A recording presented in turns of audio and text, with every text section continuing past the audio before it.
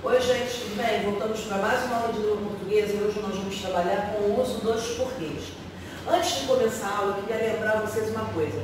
Tudo que é decorado é esquecido rapidamente. Claro que existem algumas regras que a gente decora, mas no geral a gente precisa compreender.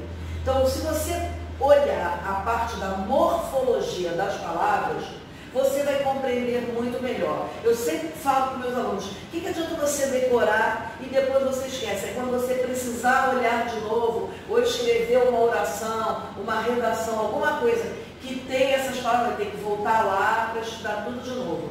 Se você compreender, né, o mecanismo da língua, fica uma coisa mais fácil. Então vamos lá? O primeiro porquê que a gente vai aprender é o porquê separado e sem acento.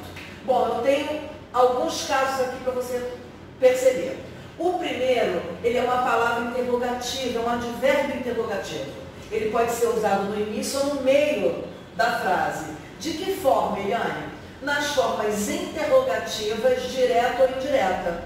Como é que é isso? Bom, o que é uma forma interrogativa direta? É aquela que eu pergunto diretamente, ó. Por que você faltou?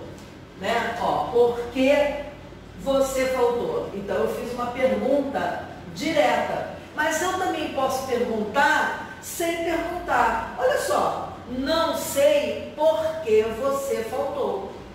Você percebeu que eu estou fazendo uma pergunta sem fazer aquilo diretamente? Então isso aqui também é o quê?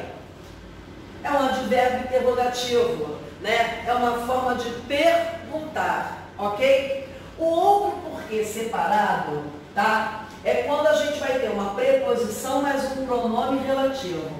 Pronome relativo é um termo que se refere a um outro termo dito antes dele. Ele se refere ao seu termo antecedente. Mas para você se ligar que como fica mais fácil, você vai saber que ele é separado porque quando ele pode ser substituído pela expressão pelo qual ou por suas variações. Pela qual, pelos quais, pelas quais. Vamos ver aqui um exemplo.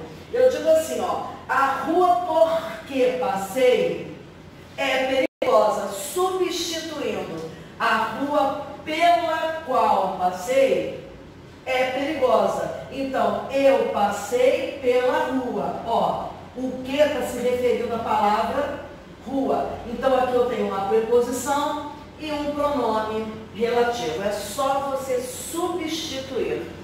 O outro aqui, ó. As estradas por que passamos são escuras. As estradas pelas quais passamos são escuras. Então eu tenho a preposição, mas o pronome relativo.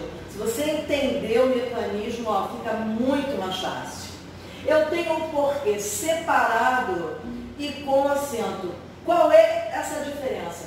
É uma regra básica da língua portuguesa. O que, em final de frase, ele é acentuado. Isso é uma regra da língua portuguesa. Tá? Então é por isso. Se ele for lá para o final da frase, o que vai ser acentuado. Então se ele estiver no início, se ele estiver no meio, na interrogativa direta, na interrogativa indireta, não leva acento. Mas como o que foi lá para o final da frase, esse que aqui é acentuado. Se eu digo assim, ó, você tem sede de que? Olha o que é acentuado aqui, eu não sei o por. Então, na realidade, o que é acentuado aqui é o que no final de frase.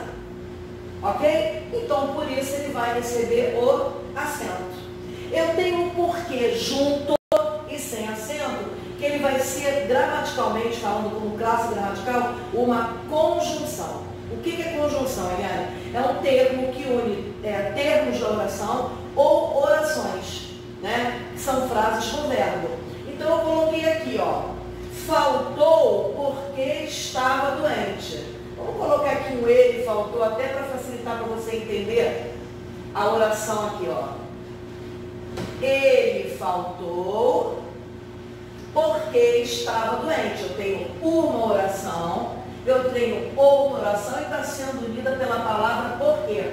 Esse porquê vai ser conjunção quando eu puder substituir pela palavra pois. Ó, faltou, pois estava é uma conjunção explicativa, ok? Aqui, ó, quando eu digo assim, ó, porque estudou, passou direto. Aqui nesse caso eu posso substituir pela conjunção como. Como estudou, ó, passou direto. Eu estou dando uma ideia de quê? De causa. Né? Então, quando eu tenho essa ideia de causa, de explicação, eu posso substituir por pois ou por como, vai ser uma conjunção e vai ser escrito junto e sem acento. E o nosso último porquê, que é junto e com acento, simplesmente porque ele é um substantivo, é uma palavra substantivada. Toda vez que tiver um porquê com acento, antes dele tem que vir um pronome, pode vir um artigo definido, um artigo indefinido, pode vir um numeral, e ele vai flexionar até em número. Olha um exemplo aqui, ó. Não sei o porquê, olha o acento, da briga. Aqui eu tenho um substantivo, por quê? Porque ele está sendo especificado por um artigo aqui, ó. E eu tenho aqui, ó, existem 4 porquês na língua portuguesa. Eu estou explicando esses porquês. Então, existem 4 porquês. Aqui, ó, ele está sendo especificado por um numeral. Então, ele vira um substantivo quando antes dele, né, eu tenho um elemento que especifica aqui. No caso, um pronome, aquele porquê, outro artigo, um porquê. Então, esses são os usos do porquê.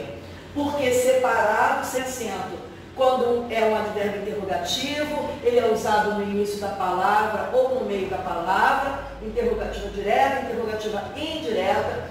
Eu tenho também quando ele pode ser substituído por pelo qual, pelas quais, pelos quais, que é uma preposição mais um pronome relativo, né? Eu tenho exemplo do porquê com acento, que ele é interrogativo, mas é porque o que no final de frase é considerado um monossílabo tônico, ele é acentuado. Então, se eu faço a minha pergunta e passo o porquê para o final, o que deve ser acentuado, ok? E o porquê, que é conjunção, que é uma palavra que está unindo orações.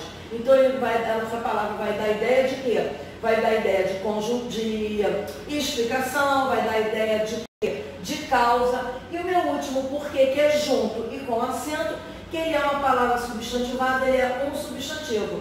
Se ele é um substantivo, antes dele tem que ter ou um artigo definido ou indefinido, ou um numeral, ou um pronome. E está aqui hoje o nosso uso dos porquês. Até uma